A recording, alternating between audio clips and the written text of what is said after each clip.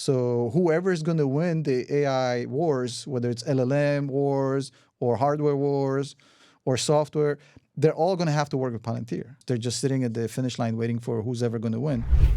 Oh, I see the Good link. morning, investors. My name is Blaxberg. I'm the CEO at Wolf Financial, and I am here today with Tom Nash to talk about Palantir earnings and what a doozy of an earnings that they were, Tom. The stock is flying this morning, up 11.5%, and the numbers looked great. The forward guidance looking even better. How does this company just keep over and over and over delivering? People look at it and say, it's overvalued, and they say, just watch. Tom, welcome to the show.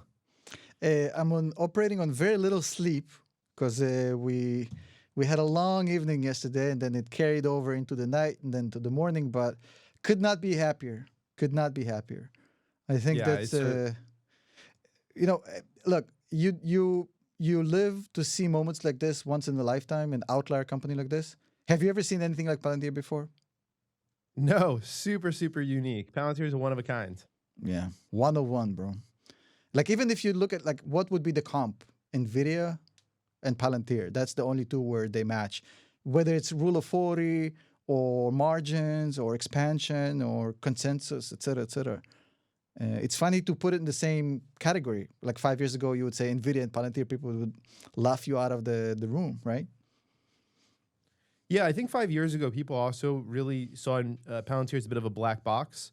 I don't think that there was a true depth of understanding as to what the services and deliveries were. And of course, they hadn't established the revenue and the systems that they have now and all the government contracts that they have, right? Alex Karp was not nearly as well known as he is now, and people understanding his ideologies. So I think a lot of things have stacked up for them in the right direction. Just real quick to go over the numbers for those that are tuning in here. So top line performance for Palantir was $1.41 billion versus a 1.33 estimate. Their U.S. commercial revenue of $507 million versus, which is plus 137% year over year, and their U.S. government revenue of $570 million. So really, really strong on the top line performance. Profitability beat as well. Adjusted EPS, 25 cents versus 23 cents. And then the outlook, right? This is where you really want to go. So originally for Q1 revenue, there was a $1.32 billion estimate. They projected for 1.536, or 1.532 to 1.536. There's a range. And then Q1 adjusted income from ops, 870 million to 874 million, right? All these pieces moving the right direction. And then, of course, the fiscal year 2026 revenue, really strong key growth drivers as well here from the commercial side as well as government side. So when you look at all of this and you see all these line items, what really stands out to you? If you're going to look at 1, 2, 3 line items, what are you digging into? Well, obviously, one of the most slept on things is the retention numbers. So when I started investing in Palantir, my benchmark was Snowflake when Frank Sluthman was still around. When Frank Sluthman was still there, well, he's still there, but when he was the CEO, I looked at Snowflake and said, damn, these guys have 140% net dollar retention. That is amazing. I wish one day we'd have something like that. And Palantir was in the 60s and the 50s and 60s retention, which is not bad, right? But today I look at it and say, well, Palantir just hit 130% net dollar retention. I think we talked offline about fitness, right? How much it's much more harder to get into shape than to maintain good shape. It's like the same thing with net dollar retention, right? Once you get to a point where every customer pays $1.30 instead of $1 from last year, and that exponentiality starts to grow, it's a lot easier to grow and maintain your business than getting there. So I think they're past that point where they're now no longer on hard mode. So existing clients are growing at 130% year over year as far as spend. Then you have the anchor clients. So top 20 clients are spending north of 55, 60 million each. Then you have the government business, which is super, super sticky. It's long duration. It's massive, massive contracts for many, many years, right? And on top of this, they're basically the only game in town as far as AI adoption in the commercial sector, because the entire AI stack is operating on the foundational layer, which is the operating software, which is Palantir, which is unrivaled. Like I talked about it with my community. It's like there's competitors in every business. Even Nvidia has a competitor, right? AMD is competing with Nvidia to an extent, or trying to, right? I really can't think of anybody who's offering a similar service to Palantir as far as the operating system of AI. So right now, until there is a competitor presented, which I haven't seen yet, Palantir is going to not just eat this cake, it's going to, this is the haystack right now. So whoever is going to win the AI wars, whether it's LLM wars or hardware wars or software, they're all going to have to work with Palantir. So they're completely agnostic to the business side of the AI wars. They're just sitting at the finish line waiting for who's ever going to win. And because look at this way, right? I think the best way to explain it. So we use ChatGPT every day, Claude every day. I'm dying to try OpenClaw. I don't know if you had a chance. I'm so intrigued by I OpenClaw. haven't tried it myself yet, I'm but so I've seen scared, plenty. bro. I'm so terrified. I'm so scared, right? By OpenClaw. It's like I have to try it. On the other hand, that's like a crazy girlfriend, bro. You don't know. Yeah, I don't know. That's the one that's gonna take you to Tijuana and make you get a tattoo of a horse on your forehead. You know what I mean? It's not necessarily a good idea. So, like, there's a lot of stuff going on in the LLM side of things, right? And we can go ChatGPT and we can do crazy things with ChatGPT, but most companies can't just go on ChatGPT or Claude and utilize their business through that platform because of many reasons: cost, as far as tokens, security, regulation, privacy, you name it. There's like 10 different reasons why they can't do it. So if you are a large organization and you want to integrate AI into your business, which you do because not integrating AI into your business is a death sentence, right? So you Right. need somebody to come in and say, hey, we can help you deploy whatever AI you need in a safe, secure, cheap, cost-efficient, compliant way. And there's nobody that can do that today, which is what makes Palantir one out of one. Yeah, I think you're doing a good job of breaking it down, really explaining that it's not so much the case as some of the others in this area where you have ChatGPT, building versus Claude, building versus other LLMs, Grok, et cetera, or even, the suppliers, right, of Nvidia, AMD, and other pieces like that. Palantir sits in a different segment of the AI game where there is a lot less competition, if any, right? And Yeah. everything kind of all roads lead back to them. Would you say that? Yeah. It's like let's say you buy an amazing gaming computer, right? You need the operating system to run the hardware. So the hardware is worthless unless you've got the drivers, the operating system. So that is Palantir in a nutshell, pretty much. And it took them 20 years to build it. People used to knock Palantir for saying, oh, it's not new and exciting. It's been around for, 5 years ago, it's been around for 17 years. I said, yeah, that's the whole point. It takes a long time to build what they built, which also is a good thing for you as an investor because it's not going to be very easy to copy. The moat for Palantir is probably as insurmountable as you can think of, based on the amount of man hours you're going to need, reverse engineering you're going to need, money you're going to need. And on top of this, even if you do, you don't have the compliance, you don't have the trust from the government, et cetera, et cetera, et cetera. So the incentive for somebody to come into this space and compete with this monster is not there. It's like, why would you want to put in, hundreds of billions of dollars into building a losing product and compete with, MJ on the basketball court? You'd rather do something else. Understood. Understood. So just going over a little bit more kind of the data on the back end, just so people can understand, this is really ramped up. You've gone from back in the end of 2023, where this company was doing $600 million in revenue, and you've really ramped up to the point where now they're doing almost 1.5 billion in revenue, right? So almost a Yep. triple just over a couple of years. But the chart is basically just going parabolic up and to the right. They've beat on EPS every single quarter since Q3 of Yep. 2022.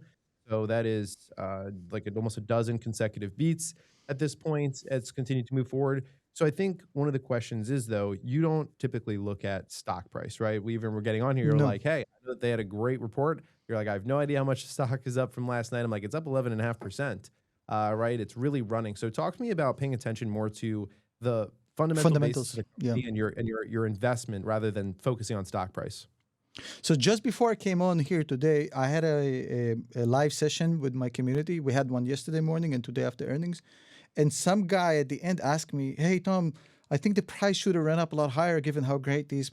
And I really gave them, I gave them some tough love. I said, that's not how long-term investors think.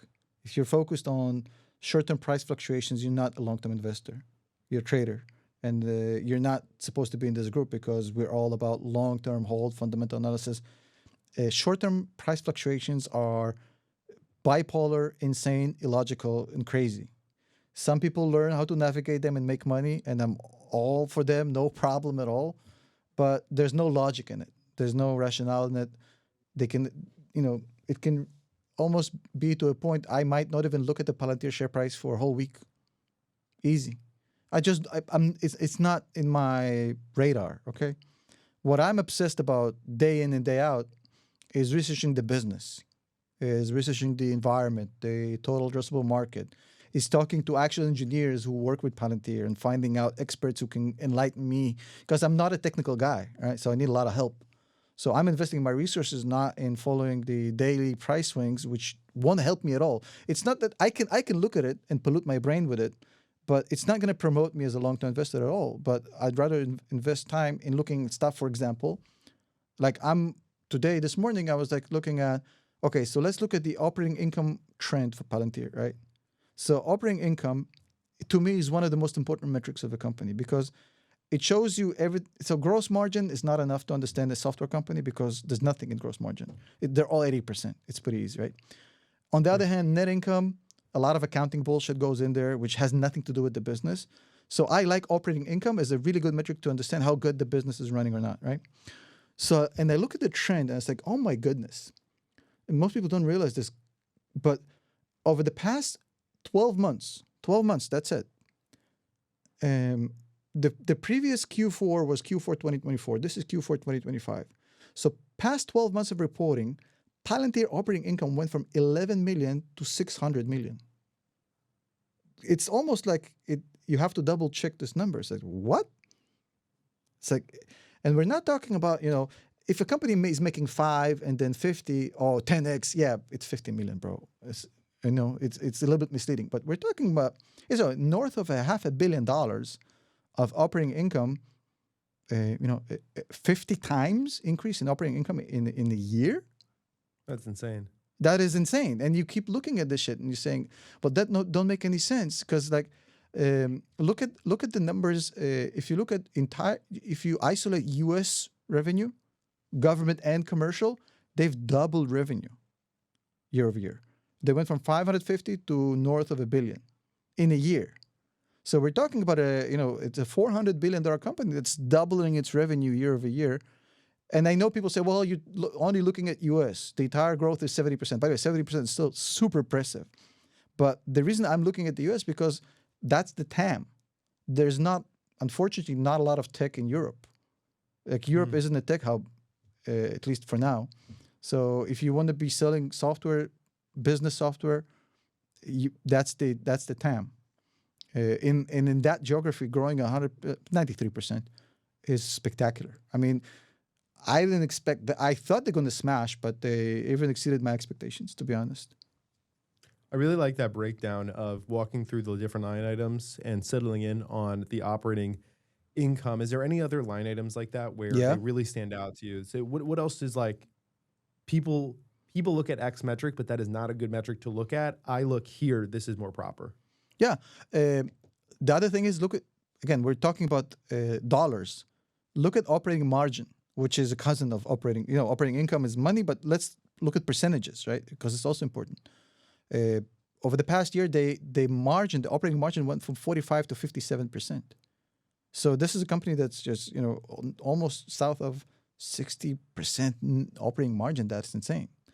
And if you look at Palantir across the years, they've always had that. You would always see these good growth numbers, but you look at operating expenses, they're like growing by 3%, 5%, and then so it's very, very scalable business because essentially, think about it. They're selling a digital product. Yes, it requires some customization, requires some maintenance, but it's essentially a digital product. It requires deployment, et cetera, et cetera. But the best scalable business to sell is a digital product because you don't have to make hardware and shipping, et cetera, et cetera. They've cracked the code, right? So find the digital product that everybody needs, and then you can basically name your price. What do you think about the onset now of, Claude and these other coding programs? Do you think that this makes them even more efficient, right? Palantir can utilize some of these different pieces to continue to scale the software side? Are you talking about OpenClaw or Claude? Because it's Just confusing. just the general idea of these really impressive Okay. AIs and Yeah, yeah. LLMs, utilizing them almost as employees in their It's beyond systems. impressive. It's beyond impressive. So, a buddy of mine, he runs a. He's now setting up a startup, and he's a very experienced guy. Made a lot of money already. Super super savvy guy, and he said, "Look, I'm not hiring junior developers anymore at all. Zero. I'm just Claude is basically doing everything. Like Mm. I'm basically managing a bunch of agents at this point. I don't have junior devs anymore at all, and it's only going to get insanely more, exponentially more like that.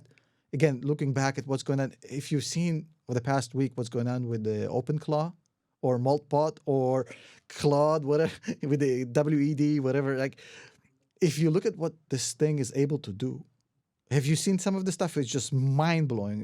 It's I so. have. Do you know they have their own social network? Have you seen Yeah, it? Moltbook. Maltbook, and they're like making jokes about humans and strategizing. It's insane. Now, it may be all a scam. It may be just all, who knows, right? But if it's not a scam, it only makes a product like Palantir more important, in my opinion. Now, going back to the real world, right? When AI is essentially getting ahead of itself and is essentially like the exponentiality of its development, it's like in the books, in the first 5 hours, 10 hours. So if you're trying to avoid a dystopian future, which is, I hope, everybody's goal here, right? If you're trying to avoid a dystopian future where this is a Frank Herbert book, if you remember how Dune basically evolved when they essentially ended up banning all AI, right? So if you're trying to avoid dystopian future, you need some software that is human driven to kind of curtail this whole thing and direct it in the right way, right? I think Elon Musk is trying to do that. And he's been from day one saying, hey, this is what I want to harness AI and essentially make sure it doesn't kill us, but we manage to get as much of it as we can. I think Palantir is the way to do it for businesses. If AI becomes more and more self-aware and independent, et cetera, you need a software like AIP to basically make sure none Right. of this dystopian shit ever happens. So I think the importance becomes even greater. The better AI gets, the more important Palantir becomes. Yeah, you mentioned, I think this goes hand in hand with what you're talking about, and you mentioned that if you were to say there was any other company that's a unicorn like this, would be Nvidia. Yeah. And the two companies did announce a strategic partnership in late 2025 to build these integrated stacks for operational AI, right? Combining Nvidia's accelerated computing and AI models with Palantir's data and decision-making platforms. Seems like this could be the partnership of a lifetime. Curious, I know you've talked already about it, but what do you think of this partnership? What could it do for Palantir in 2026 and moving forward? Yeah, the only thing that can stop this from becoming what I think it's going to become is regulatory constraints. Because unless the FTC comes in and basically says, hey, this is basically too monopolistic, right? Well, they've done it before when Nvidia and ARM were trying to merge, if you recall that years ago, right? I Yep. don't think it's going to happen here because they're not merging. It's just it's a partnership. But it's a very monopolistic move because Nvidia is a quasi monopoly, or at least a duopoly in the hardware sector, in the GPUs with AMD, and they're much bigger than AMD. Although AMD has massive potential, right?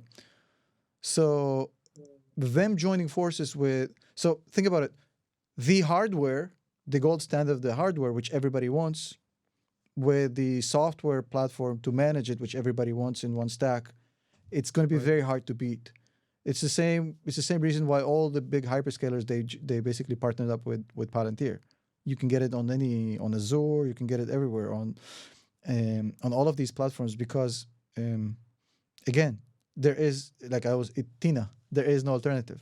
If you want to be implementing AI in the business world, you gotta have Palantir. And by the way, I said this. I don't know if you recall this. Back in 2020, 2021, and especially in 2022, the big knock on Palantir was they were having trouble getting through the door. And the reason, and I heard this from multiple people in the business, and the problem was this. So basically, if you have somebody in the organization that spent millions of dollars, tens of millions of dollars, Frankensteining a solution that sort of does what Palantir does. Less Right. efficient, more expensive, et cetera, et cetera. It's not in their best interest to bring in a company and to present it to the board and to the CEO and say, hey, you know what I spent money on? We don't really need that. These guys can do it better, right? So they would block Palantir because of self-preservation. It's like, we don't want to look like idiots. And I said in 2022, I said, that doesn't scare me at all. And the reason it doesn't scare me is because at some point, their survival, the job survival, is going to depend on having Palantir. So the not looking good part is going to be diminished compared to not having the tool that everybody else has, and they'll have no choice but to do it. Otherwise, they will surely lose their jobs, right? So not having Palantir is going to be such a problem that not looking good, right? We got to have this because we're getting killed, right? And now you're seeing this play out. My only concern actually was Microsoft back in the day. I said Microsoft has a tendency of letting these things kind of play out, and then coming in later with their ecosystem, with potentially a lesser quality product, right? But basically pushing people out. And there was an attempt. I don't know if you remember Microsoft Fabric. Rest in peace. No, exactly. So my point, nobody remembers Magic Cab because of Uber. So yeah, Fabric was it, and it basically became a fart in the wind. And so now I'm super calm and relaxed about the Palantir's future. Now, basically Microsoft took their shot, and they like found out real quick it's not Slack. This ain't Slack. And basically now they're partnering, working together. So they're too big right now. Nobody can swallow them. Yeah, it's crazy that they went all the way up to what, 25th or somewhere in the 25 to 40th largest company in the world already. So obviously there's a recognition. Let's talk about where this company could get to. Is this in your eyes, is this $1 trillion company? Yeah, of course. When I said it, I was the first one to say it, and people called me an idiot, including people from the Palantir community. Not all, but some. So I said this, that you can bring up old thumbnails for me from 2020 with the $500 per share thumbnail. They're very famous, actually. And at some point, they became a meme because people from within I'm not talking about people who said this is a $5 stock. They rest in peace their career. But I'm talking about like within the Palantir community, serious people would run a DCF and they would say, well, we really appreciate Tom's optimism and maybe, but like realistically, if everything goes well, this is like a $30 stock that would be amazing. We're still going to, make a lot of money, et cetera, et cetera. And I said, guys, you don't understand exponentiality. Like human beings have a way to think linear, and they don't understand that this can happen at any moment. And I said, hey, watch yourself, because this is not going to be a 15% per year growth. At some point, this is going to happen. Now, I didn't know it's going to happen this fast because when I started covering it in 2020, AI wasn't there yet. So I didn't realize fully how much of a boost it's going to get because of AI, because I thought it's going to happen naturally. But with AI, essentially accelerated all my predictions. I thought they'll be by $1 trillion by 2030. I think it's going to happen a lot sooner now. How much of your portfolio do you allocate to Palantir? 40%. Okay. That's what I was thinking based on what you were outlining there. And that position, has it grown into 40%? Do you trim it all? Have you added? How's that worked over the last couple of years? So the way it works is, so I own 40% Palantir, 40% S&P 500, and 20% Tesla. So I have only 3 positions in my portfolio. And I keep them at the same levels at all times. So whenever for example, when one stock is coming down and the other one is coming up, so I'm dollar cost averaging more into the losing stock. And when the stock is coming down and the other one is going up, I'm always constantly rebalancing. So for example, in February 2025, when Palantir was coming down, so I was DCAing more into Palantir. Now, naturally, when Palantir is at record highs still, I'm more in other stocks. So I'm always constantly balancing that 40-40-20 ratio. So whatever's going up, I'm buying less of. Whatever's coming down, I'm buying more of. I think that's healthy to do it. It makes sense because you also are going against psychology, right? Psychology is like, we want to put more into the one that's going up, right? Yeah. But you're actually doing the opposite way, which typically does work out better from an odds perspective. So here's the thing. So we know averages, right? They're really simple, but people forget there's such a thing called a weighted average, right? So if 3 and 4 and 3, you add it all up, you get a 10, right? You divide it by 3, it's a 3.33, right? Simple average, right? But what if I say that I'm going to give more weight to a certain part that's not the same as the other parts? At that point, that data point is going to pull harder towards itself, right? So if you continuously buy more when the stock is down and less when the stock is up, but you buy at all times, what you end up creating is a weighted average on your cost basis.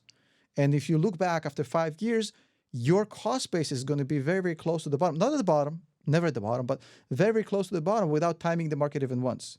Now, the only thing that can knock this out of efficiency is that if you picked a shitty stock. Now, if you pick the shitty stock, the system isn't going to help you because you're going to have a low cost basis in the shitty stock. But assuming you've bought good companies and you've blended it with a large position in the broad market ETF, and you continuously pushing the average down through constant buying and accelerating on the way down, decelerating on the way up, yes, you're beating your own bias by math. And because think about it this way. If you surround yourself with mainstream media, you're going to hear panic on the way down and euphoria on the way up. And if you go on social media, humans are going to do the same thing. And if you constantly watch the price and you zoom in, you're going to feel like you're in the spin cycle, right? So, because every day is basically like a crapshoot. So 54% of days are green, 46% are red in the market, historically. So every day it's a crapshoot. It's a 50-50 pretty much, right? So you're like a pinball machine. Like, if you zoom out for years, so 75% of years are positive in the stock market. And if you zoom out on decades, it's 95% of decades. And if you zoom out 20-year periods, so it's 100%. There was never a 20% period that was negative. So the more you are able to zoom out, which requires discipline, patience, and emotional fortitude, the longer you can really have your horizon, the easier the game becomes. It becomes a cheat code. So it's simple, but not easy because it requires discipline and it requires to fight your own impulses and urges, et cetera, et cetera. A lot like the fitness world we were talking about earlier. Yeah, I would definitely agree with that. I think that you have to come to love it, right? It's kind of like going to the gym. You do it for long enough and you're like, this feels great, right? So if you can do that long enough with the stocks where you're actually bringing down your cost basis because you have confidence, but it's about, like you said, picking the right thing and having confidence. Did you hear the reverse alcohol example about the long-term investing? No, tell me. So, alcohol feels good when you drink it, right? It's a dopamine rush. You feel great. And then like for a couple of weeks, you feel like shit. And long-term, it's really bad for you, right? So on the other hand, like long-term investing in real life, sometimes you feel like an idiot, right? So let's say a stock that you didn't buy like crazy and you only bought like, you DCA'd slowly and then it shot up like 600%. Or you feel like an idiot, right? But long-term, the more times go by, and the more you keep doing disciplined DCA, then it feels better and better and better and has a better effect on your portfolio. Versus daily trading feels great. Oh, I've made 10% today, mom. I've made 20% yesterday. Oh, this, and then you get crushed. And then you look back, oh my God, I spent 5 years basically trading water. Nothing really happened. Okay, so I did. Most of them don't even beat the S&P 500. That's the sad truth. Now, some of them actually make money. You know who makes money in trading, in my opinion? People who are willing to dedicate their life to it. They have a chance of making it happen. But the thing is, most of the people who want to trade have a job, have kids, have commitments. So they want to half-ass it, wing it, and they expect they can beat pros, which is a silly state. Would you go to a basketball game trying to beat a pro in basketball? It's silly. Why would you want to do that? Yeah, I think people don't also realize that similar to basketball, it is a zero-sum game, right? Somebody wins, somebody loses. Precisely. On these trades. Precisely. On every trade, and you know what they say, if you don't know who the sucker's on the trade, you're the sucker. Yeah. If you don't know where the liquidity is coming from, it's you. Yeah. Yep, exactly. Question for you. So is there any chance that another stock could make its way into your portfolio, or is your position allocation locked in for 2026? No, it's definitely possible. The one thing I'd like to think of myself as an open-minded person. So I'm always on the lookout for interesting opportunities. But I'm also very strongly um, built into my convictions, right? So if something comes along and it fits my criteria, it will be added. And if not, I'm not going to be adding anything just to feel like I have control because I'm active. So activity isn't control. It's the biggest misunderstanding in long-term investing. It's like when things, like, when the market goes bad for a few days, you know what they say, investing horizon strength, right? But what happens is, like, people psychologically feel like this feeling like they're in flight and flight, right? Fight and flight, this risk, something bad's happening. So they need to feel in control of the situation to feel better. So they buy and sell, or mainly sell, so they can feel some control. But it's just a fallacy because there's no real control in it. I think activity, again, not for traders, for long-term investors, the less you're doing with your portfolio, the more successful you're going to be. And studies actually prove this. There's a famous study that looked at, I think a couple decades of Vanguard or Fidelity users, and like top performers were, accounts in the state of dead people who are basically smashing everybody else. Yeah, I remember that study. Basically, if you can hold long enough, you'll typically outperform. Yeah. Now, also, that was specifically because they were probably all allocated to, broad-based Vanguard Yeah. indexes as well, Yes. right? Yes. In every lot of study, there's diversity. some sort of a bias, you know what I mean? But the principle remains. You probably want to be as less active as possible, the more bored as possible, and find your dopamine elsewhere, not in the stock Yeah, I market. think there's a Warren Buffett quote, I believe, where he says if everybody could only make 10 stock moves in their life, they'd all be rich, right? Oh yeah, 'Cause you that's it. think about I it never too heard it. carefully. Have you Yeah, heard the Warren yeah, Buffett quote? The most famous one? It goes something like this: I never said that shit. yeah. He did say though that the market is, what do you say? The market's a vehicle for, or a tool for moving Transfer. money from Yeah, yeah. the impatient to the patient. Yeah. Yeah. There's a meme I saw. Somebody put it on a T-shirt, like a Warren Buffett picture, and they're like, "I never said that shit." I thought it was hilarious because, like, there's Right, so there many you quotes go. he never said and gets attributed to him. But the ones you mentioned, they are dope. Yeah, it is true. He also has this one of my favorites. Actually, not like I love Warren. Right. My favorite quote comes from a. He keeps telling the story. Somehow every time, it's still, even though I know the story, it's interesting. So it's the farm story. Have you heard him tell the farm story? I don't think so. So he's from Omaha, Nebraska, right? So it's always a Mhm. farm story, right? So you buy a farm, right? And you buy a farm because whatever corn bushels you can get out of it and whatnot, and you Sure. estimate, you buy it and you work it, et cetera, et cetera. And then your neighbor has an identical farm, the same one as you, like perfectly identical, and he's a psychopath. So every morning he knocks on the door and offers to buy your farm from you. Some mornings Okay. he's like in euphoria, so offer you crazy prices, and some mornings he'll offer you like half what you paid. It's like, would you feel stressed when he offers you half what you paid for your farm? You would say, no, he's a crazy maniacal psychopath. Why do I care? Like, it's my farm. It's like, if you can think of the stock market this way, it's going to make your life a lot easier. Yeah, I think people mostly struggle here because they don't have deep conviction in Yeah, the individual picks, right? It's easier, I precisely. think, to have deep conviction in the SP 500, in QQQ, right? You can look at very, very Yep. long track record in history, but your portfolio, 60% of your portfolio is in two individual positions. And Yep. these are positions that have a lot of volatility and also leadership that's very polarizing, right, as well within it. And so Yeah. I think that it's Talk tough for about it. people sometimes. Yeah, And to build. key I man mean, risk. Elon, Key man yeah, risk in Tesla and massive key Palantir are the man risk. biggest. Yeah. Massive. Insane. But Probably the I biggest think in the that market.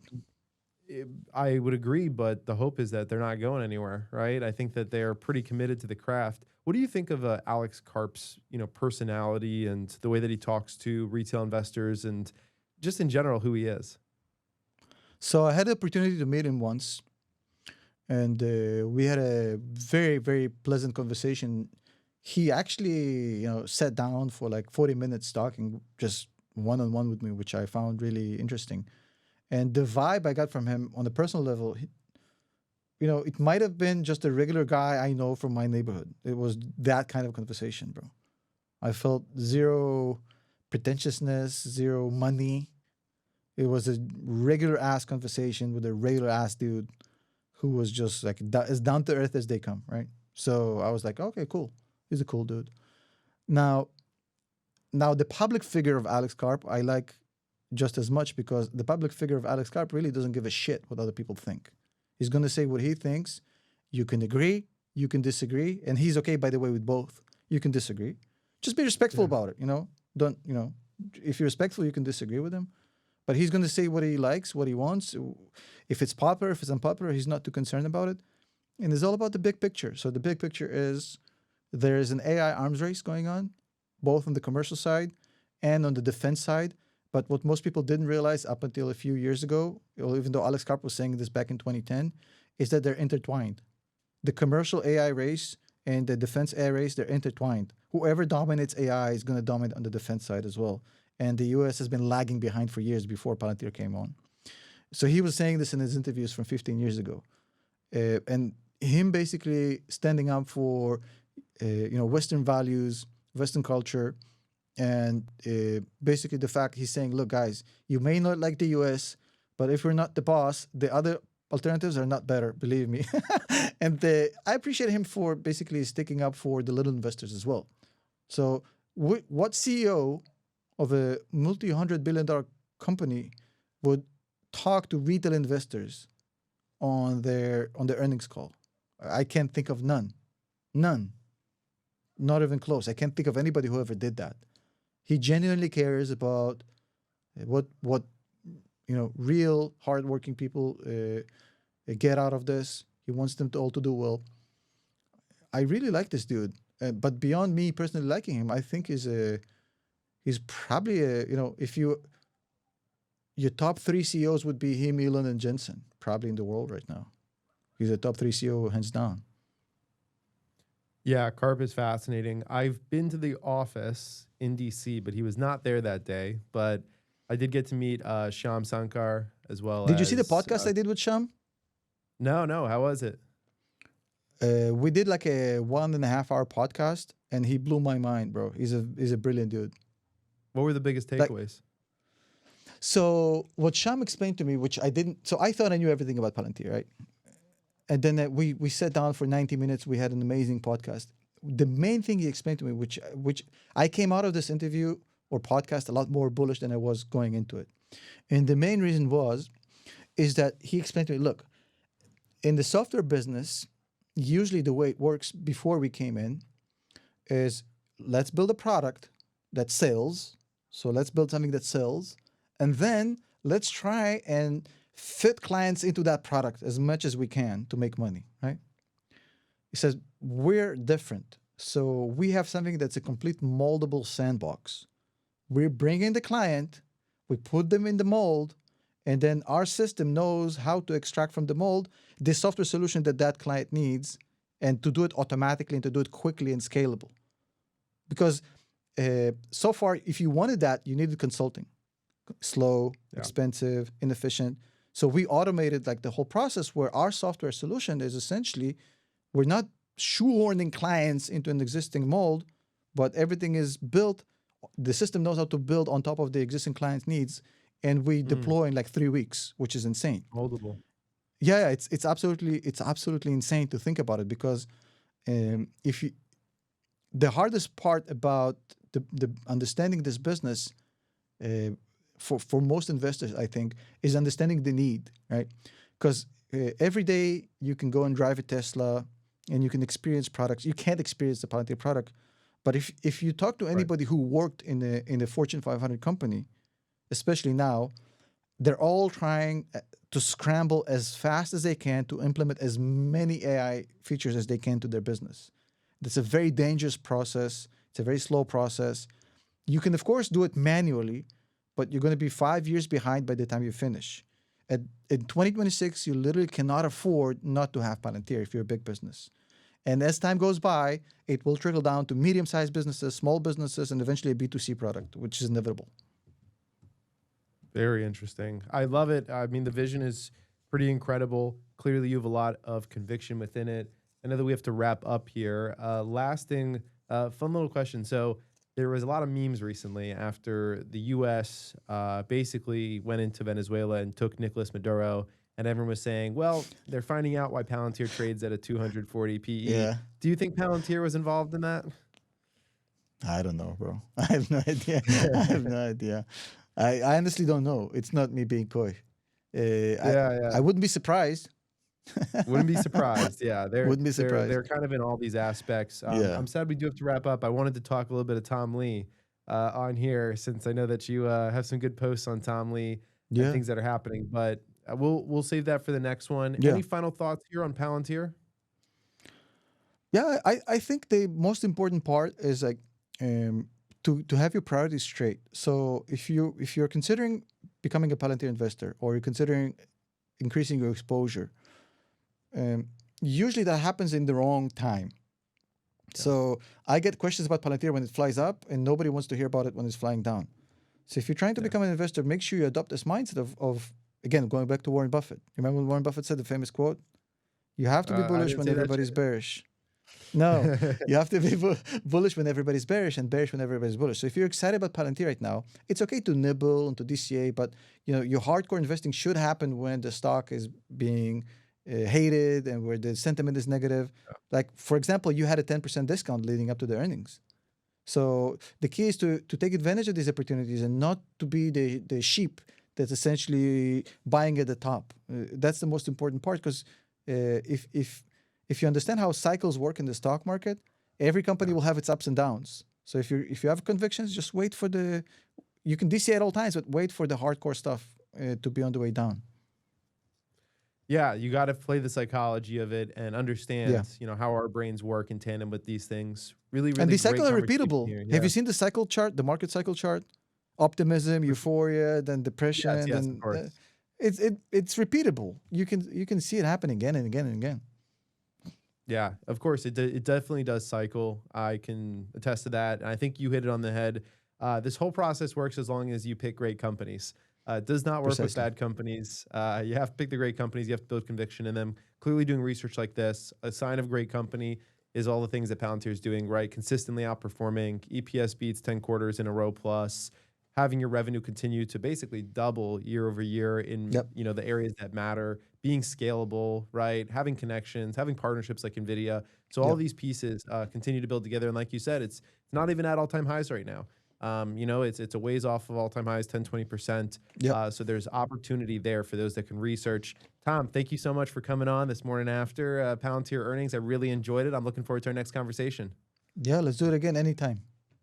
Looking forward to the audience. Thanks so much for tuning in. I hope this was helpful. Hope you built a little bit more conviction in those Palantir positions, and we'll see you on the next one. Take care.